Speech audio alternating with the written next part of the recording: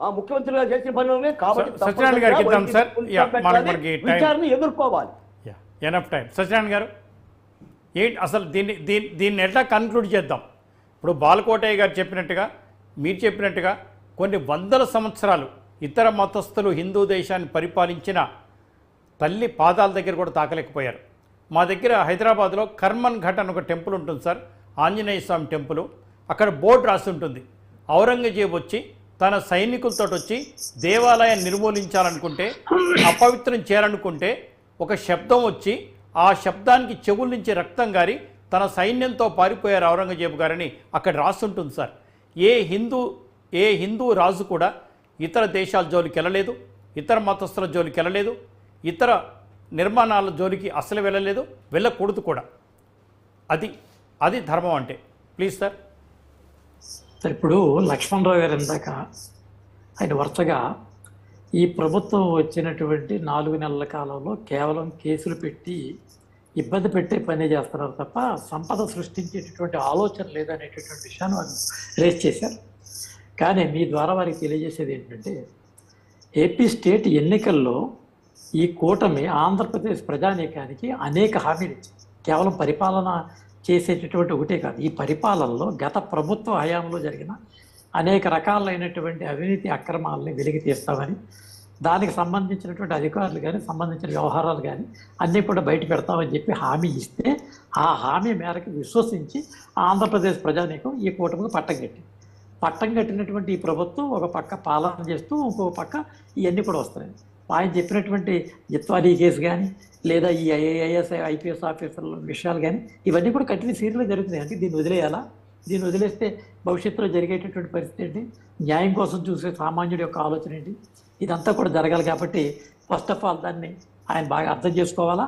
కేవలం పరిపాలన ఒకటే కాదు, ఇదంతా కూడా జరగాలి. 2, గత 5 సంవత్సరాల కాలంలో బీజేపీ, విశ్వ హిందూ పరిషత్, ఆర్ఎస్ఎస్ నేతృత్వంలో హిందూ ధార్మిక సంస్థల మీద జరిగినటువంటి అంతర్వేద లక్ష్మీనరసింహస్వామి దేవస్థానానికి చెందినటువంటి రథదగ్ధం కానీ, అది విజయవాడలో కనకదుర్గమ్మ గుడిలో పోగొట్టుకున్నటువంటి ఈ వెండి విగ్రహాలు కానీ, అదే రకంగా శ్రీరాముని యొక్క శిరస్సు ఖండించినటువంటి శ్రీకాకుళం ప్రాంతంలో జరిగినటువంటి విషయం కానీ, ఒక పథకం ప్రకారం ఈ యొక్క హిందూ మత ధర్మాన్ని పూర్తిగా దెబ్బతీసేటటువంటి ప్రయత్నం జరిగిందనేటటువంటి విషయం మనసావాచ్యం మేము నమ్ముతున్నాం. ఆ నమ్మినటువంటి దాని విషయం కూడా, అది కూడా ఒక అంశం మనం జరిగినటువంటి ఎన్నికల్లో దాన్ని కూడా ప్రామాణికంగా తీసుకోవడం జరిగింది. అయితే దీన్ని కేవలం హిందువులే కాదు, హిందూయేతరులు కూడా ఈ రకమైనటువంటి ఆలోచన ధోరణి ఉండకూడదని స్వాగతించేటువంటి పరిస్థితి. కేవలం క్రిస్టియన్ అయినంతరానా లేదా ముస్లిం అయినంతరానా దీన్ని వ్యతిరేకించారనేటువంటి విషయం కూడా తప్పు. కొద్దిమంది మత ఛాందస్వాదులు, మత మూర్ఖులు ఎవరన్నా ఈ రకమైనటువంటి పనులు చేస్తారు తప్ప ఎవరో ఆ రకంగా చేసే పని. అయితే ఇక్కడ జరుగుతున్నటువంటి విషయాల మీద జరిగింది కాబట్టి వీటన్నిటి మీద కూడా చేయాలనేది హిందూ మతం.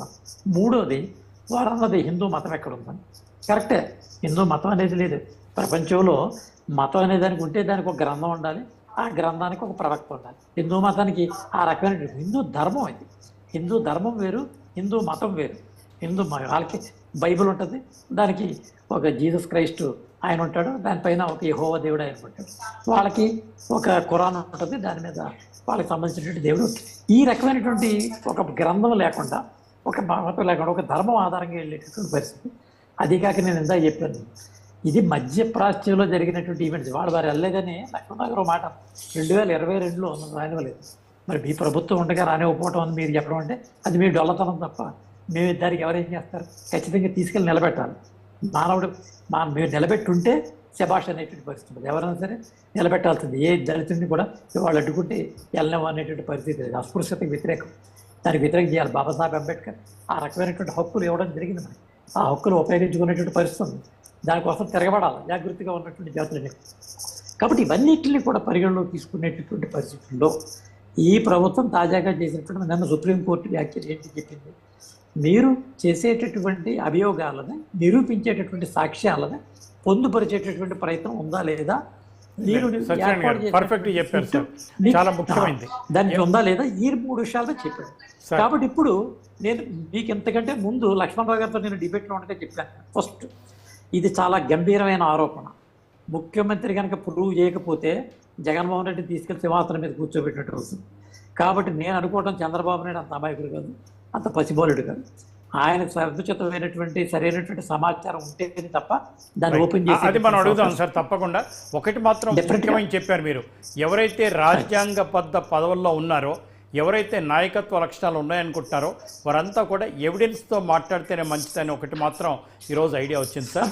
యా, ఇంకొకటి మీరు చెప్పినట్టుగా దయచేసి హిందూ దేవుడి దగ్గరికి, దేవాలయాల దగ్గరికి అందరినీ రానివ్వండి. లక్ష్మణరావు గారు చెప్పినట్టుగా అటువంటిది కనుక జరిగి ఉంటే దానికన్నా పెద్ద శిక్ష ఉండకూడదు, అది చాలా పెద్ద నేరం. ముఖ్యంగా బలహీన వర్గాలు, ఎస్సీ ఎస్టీ సోదరుల్ని ముందుగా గుళ్ళోకి తీసుకెళ్ళండి, కలిసి భోజనం చేయండి, కలిసి మాట్లాడండి. హిందూ ధర్మం మీరు చెప్పినట్టుగా పనిని బట్టి విభజన జరిగింది తప్ప మనిషి రంగును బట్టి, భాషను బట్టి, హైటును బట్టి, ఇంకో దాన్ని బట్టి విభజన జరగలేదు. ఒకవేళ అది ఎవరైనా హిందువులు అట్లా అనుకుంటే వారి హిందువులే కాదు. ఎస్ లక్ష్మణరావు గారు, ఓన్లీ 2 minutes.